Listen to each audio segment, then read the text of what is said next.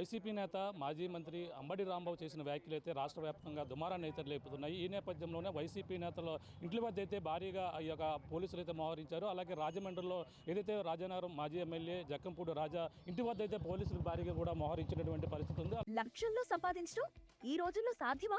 అవును, it's possible. Investment అక్కర్లేదు, risk లేదు. ఇది డబ్ల్యూ కామర్స్. అలాగే ఇది ఇక్కడ ఏదైతే కామెంట్ చేసిన నేపథ్యంలోనో పక్కన చేసిన నేపథ్యంలో ప్రస్తుతం జిల్లా వైసీపీ జిల్లా అధ్యక్షులు అలాగే మాజీ మంత్రి చెల్లిబోయిన వేణుగోపాలకృష్ణ కూడా ఇక్కడ రాజా ఇంటికి కూడా చేరుకున్నటువంటి పరిస్థితి ఉంది. సార్ చెప్పండి, ఈ ఆయన చేసిన కామెంట్స్ పైన అలాగే ఇంటి పైన చేసిన దాడిని ఏ విధంగా చూడాలంట?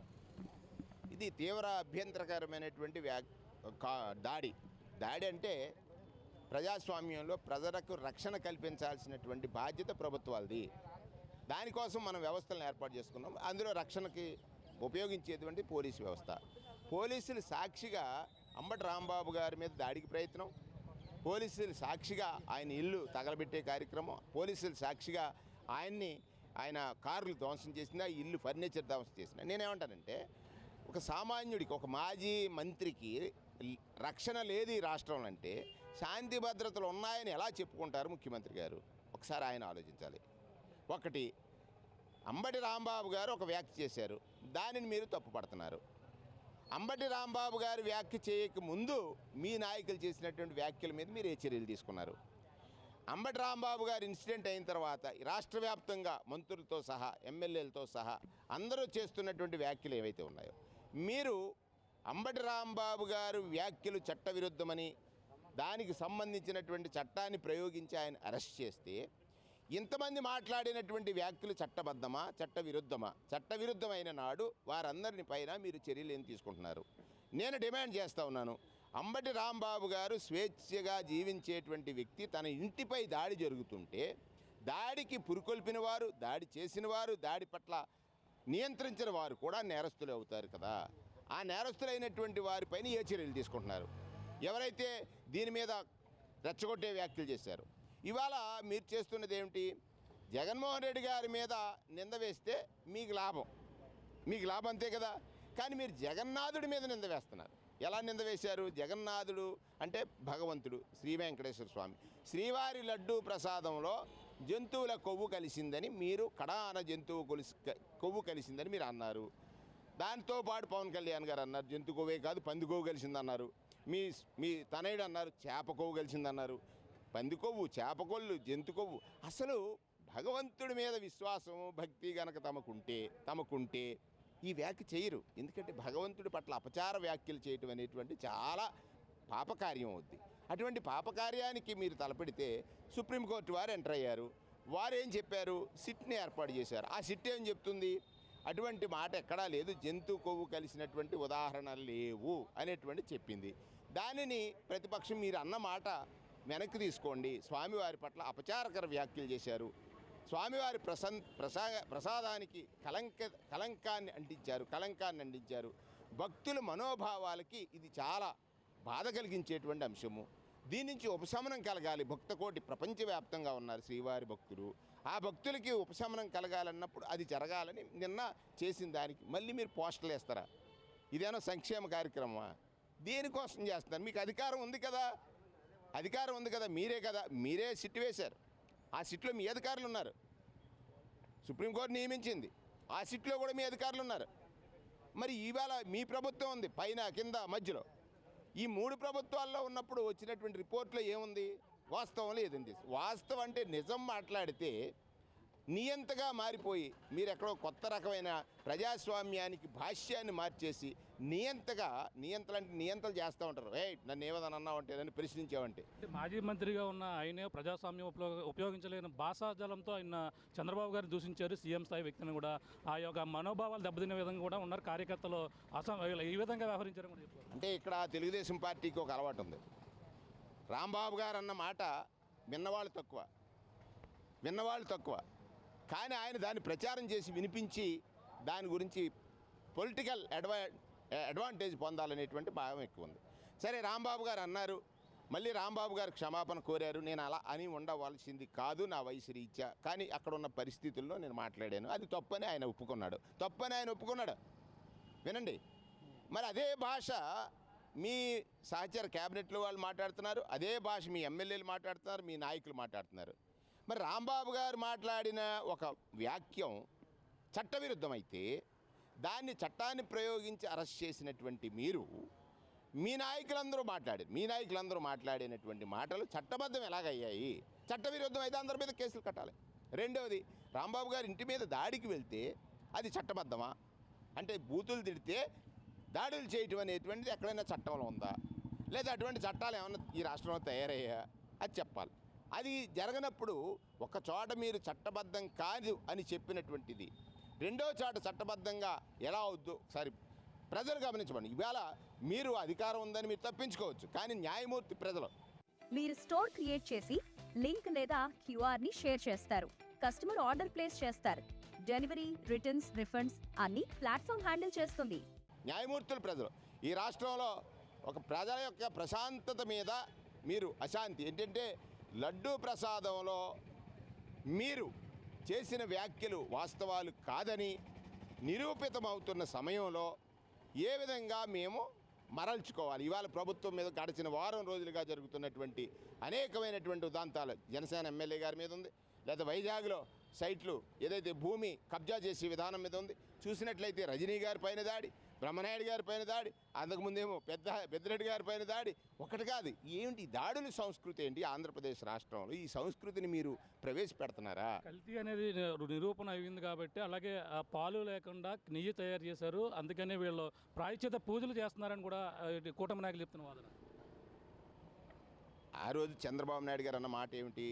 కడాన జంతువు కొవ్వు కలిపి అడ్డు తయారు చేశారని అన్నారు. అది లేదు కదా, ఒప్పుకుంటారు కదా మీరు కూడా? అది లేదని కదా మేము చెప్తున్నాం. జంతు కొవ్వు అన్న మాట బాధ్యత కలిగినటువంటి ముఖ్యమంత్రి బాధ్యతారాహిత్యంతో మాట్లాడినట్ట కాదా అని ప్రజలను అడుగుతున్నాం మేము. అంటే రసాయనాలు కూడా ఉన్నాయని కూడా అదే రిపోర్ట్లో కూడా అడల్ట్రేషన్ మీద అది ఒక డిఫరెంట్ సబ్జెక్ట్. అడల్ట్రేషన్ ఉంది, లేకపోతే రసాయనాలు ఉన్నాయి. బోలేబాబా డైరీకి ఎవరిచ్చారండి? ముందు అనుమతి ఎవరిచ్చారు? 2018లో తమరే కదా. ఇప్పుడున్న ఈఓ గారు, అప్పుడు ఈఓ గారు బోలేబాబా డైరీకి ఇచ్చారు. బోలేబాబా డైరీకి. కానీ దీని ఓవరాల్గా ఏం చేస్తున్నారంటే, ఇవాళ తిరుమల తిరుపతి దేవస్థానాల ప్రతిష్టని ప్రపంచవ్యాప్తంగా భక్తులకున్న విశ్వాసాల మీద ఒక కలుషితమైన, లేదా కలుషిత మాటల ద్వారా కలంకితం అంటిస్తున్నారు. ఇది భక్తకోటి ఎక్కడ కూడా హర్షించేది కాదు.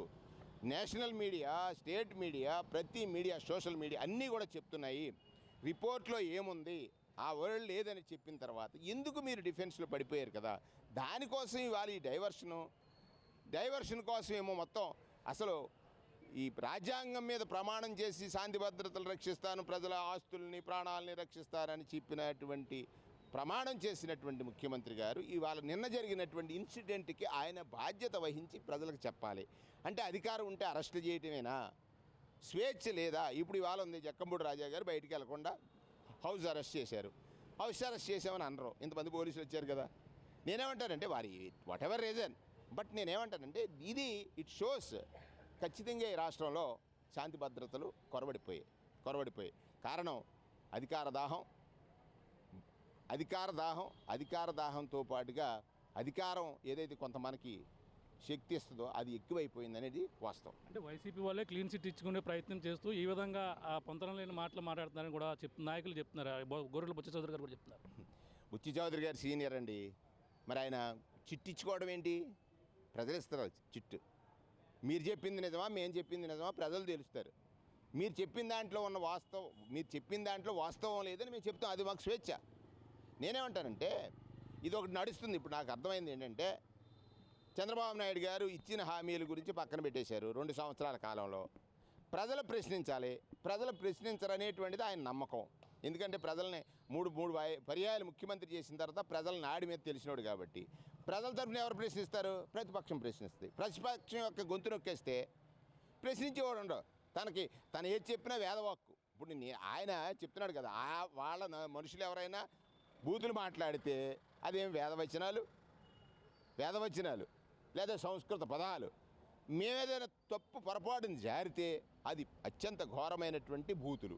ఇది అంటే ఎవరి మీద చేస్తున్నారు, ఎలా చేస్తున్నారు, మీరు చేసేటువంటి అంటే మీకున్న మాధ్యమ బలం అదే మీకు శాపంగా మారబోతుంది. కాపులను కూడా ఎందుకు కలుపుతున్నారు? అలాగే రంగగారి విషయం కూడా మన రాజా గారు కూడా మాట్లాడిన పరిస్థితి ఉంది. ఎలా చూడాలంటారు? మా దగ్గర కూడా కాపులు ఉన్నారు, పవన్ కళ్యాణ్ కూడా ఒక కాపు, అలాగే కందులు దుర్గేష్ కాపు, ఇలా అందరూ కూడా ఉన్నారు. ఎందుకు ఈ కాపులను కూడా మధ్యలో తీసుకుని వస్తారని కూడా చెప్తారు. అది వేరే డిబేట్. దాని మీద మాట్లాడాలంటే ఇప్పుడు అందరూ మాట్లాడారు కదా, వాళ్ళు మాట్లాడుతున్నారు. వేరే డిబేట్. కాపులకి చంద్రబాబు నాయుడు గారు మేలు చేశారా, కీడి చేశారా, అది ఒక డిఫరెంట్ డిబేట్ పెడదాం. ఇక్కడ ఏంటంటే కాపుల్లో ఉన్న మనోవేదన ఏంటి, లేదా బాధ ఏంటి? ప్రతిసారి చంద్రబాబు నాయుడు గారి చేతిలో మోసపోతున్నారు. డిఫరెంట్ స్టైల్స్లో చంద్రబాబు నాయుడు గారి చేతిలో కాపులు మోసపోతున్నాం, మమ్మల్ని మోసగిస్తున్నారు, మేము అడిగితేనేమో మళ్ళీ ఇలా ఈ తిరిగి దాడి చేస్తున్నారు అనేటువంటి తీసుకొచ్చారు.